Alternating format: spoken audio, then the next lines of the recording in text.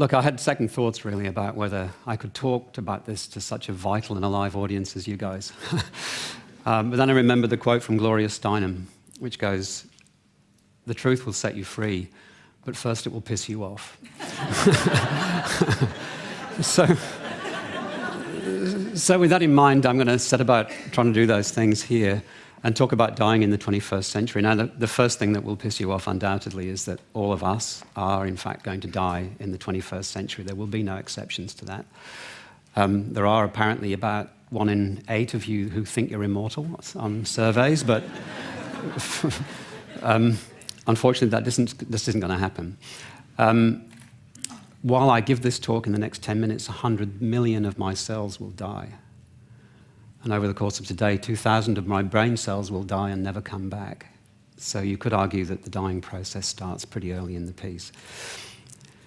Anyway, the second thing I want to say about dying in the 21st century, apart from it's going to happen to everybody, is it's shaping up to be a bit of a train wreck for most of us, unless we do something to try and reclaim this process from the rather inexorable trajectory that it's currently on.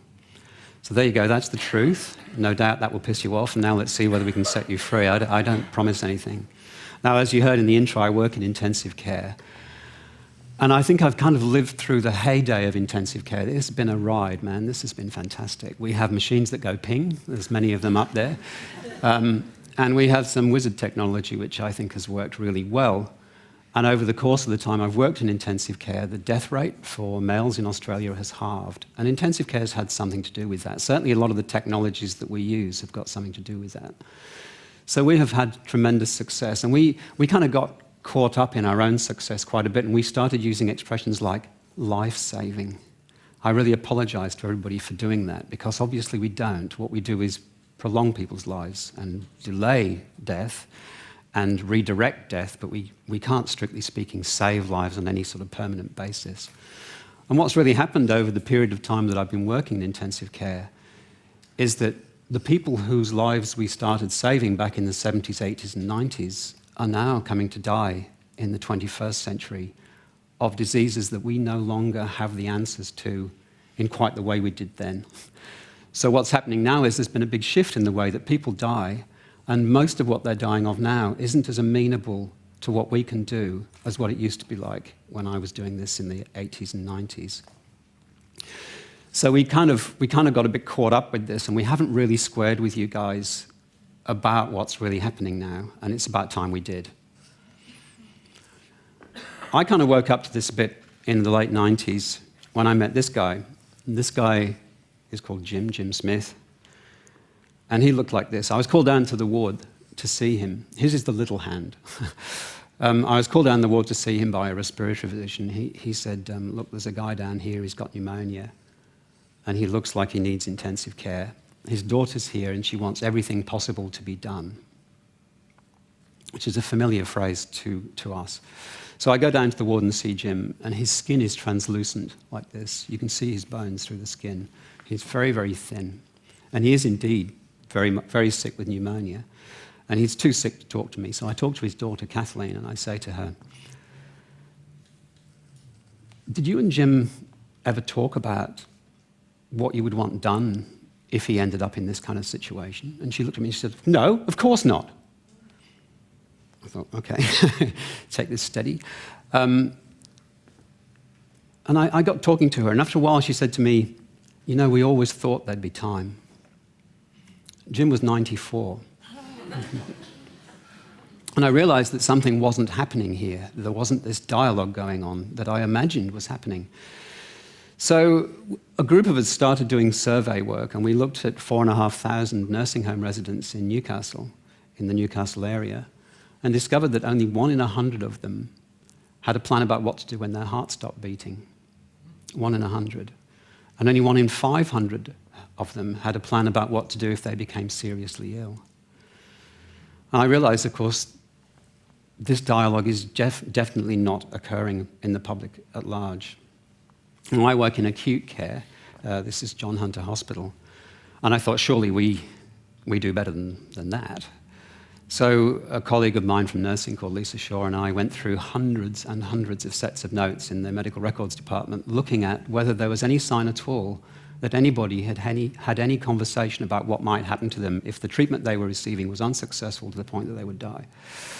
And we didn't find a single record of any preference about goals, treatments, or outcomes from any of the sets of notes initiated by a doctor or by a patient. So we started to realize that we had a problem. And the problem is more serious because of this. What we know is that obviously we are all going to die, but how we die is actually really important.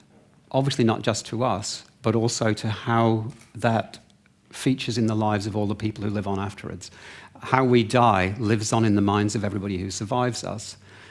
And the stress created in families by dying is enormous. And in fact, you get 7 times as much stress by dying in intensive care as by dying just about anywhere else. So dying in intensive care is not your top option if you've got a choice. And if that wasn't bad enough, of course, all of this is rapidly progressing towards the fact that many of you, in fact, about 1 in 10 of you at this point will die in intensive care. In the US, it's 1 in 5. In Miami, it's 3 out of 5 people die in intensive care. So this is the sort of momentum that we've got at the moment. The reason why this is all happening is due to this, and I do have to take you through what this is about. These are the 4 ways to go. So one of these will happen to all of us. The ones you may know most about are the ones that are becoming increasingly of historical interest. Sudden death. It's quite likely in an audience this size, this won't happen to anybody here. Sudden death has become very rare. The death of little Nell and Cordelia and all that sort of stuff just doesn't happen anymore.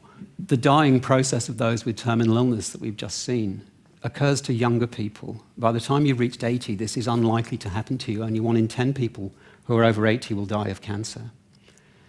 The big growth industry are these. What you die of is increasing organ failure with your respiratory, cardiac, renal, whatever organs packing up. Each of these would be an admission to an acute care hospital, at the end of which, or at some point during which, somebody says enough is enough and we stop. And this one's the biggest growth industry of all, and at least 6 out of 10 of the people in this room will die of this form, which is the dwindling of capacity with increasing frailty. And frailty is an inevitable part of aging, and increasing frailty is, in fact, the main thing that people die of now. And the last few years, or last year of your life, is spent with a great deal of disability, unfortunately. Enjoying it so far? Sorry, I just feel such a Cassandra here. What can I say that's positive? What's positive is that this is happening at very great age now. We are all, most of us, living to reach this point. You know, historically, we didn't do that. This is what happens to you when you live to be a great age. And unfortunately, increasing longevity does mean more old age, not more youth. I'm sorry to say that.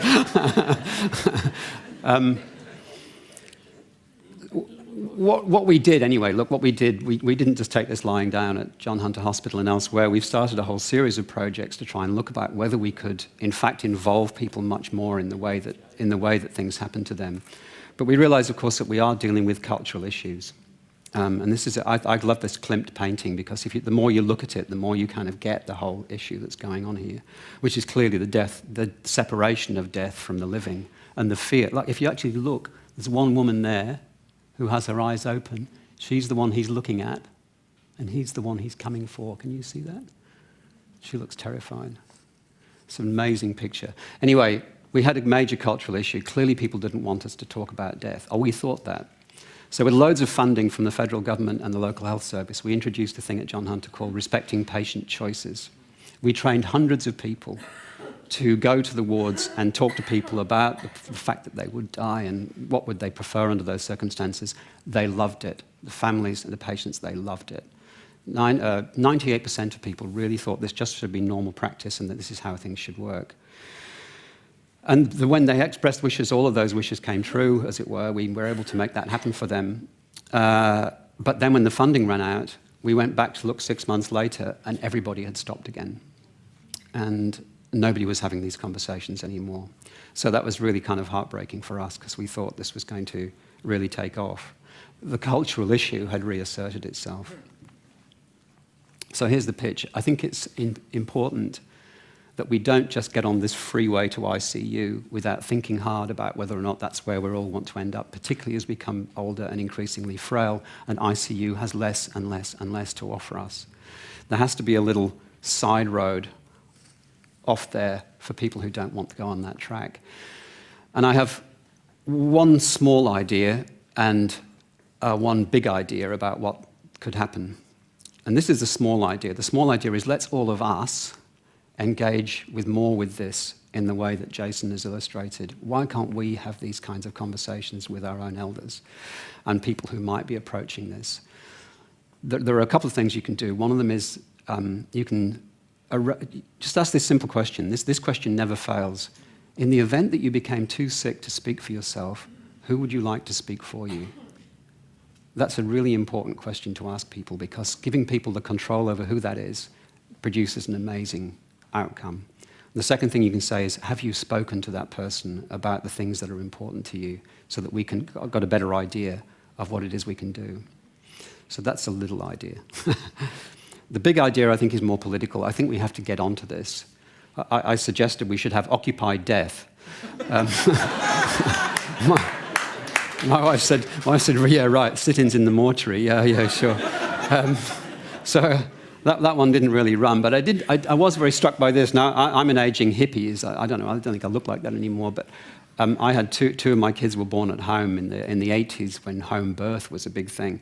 And we baby boomers are used to taking charge of the situation. So if you just replace all these words of birth, I like peace, love, natural death as an option. I do think we have to get political and start to reclaim this process from the medicalized model in which it's going. Now listen, that sounds like a pitch for euthanasia. I want to make it absolutely crystal clear to you all. I hate euthanasia. I think it's a sideshow. I don't think euthanasia matters. I actually think that in places like Oregon, where you can have physician-assisted suicide, you take a poisonous dose of stuff. Only 0.5% of people ever do that. I'm more interested in what happens to the 99.5% of people who don't want to do that. I think most people don't want to be dead, but I do think most people want to have some control over how their dying process proceeds. So I'm an opponent of euthanasia, but I do think we have to give people back some control. It deprives euthanasia of its oxygen supply. I think we should be looking at stopping the want for euthanasia, not for making it illegal or legal or worrying about it at all. This is a quote from Dame Cicely Saunders, whom I met when I was a medical student. She founded the hospice movement. And she says, "You matter because you are, and you matter to the last moment of your life." And I firmly believe that that's the message that we have to carry forward. Thank you.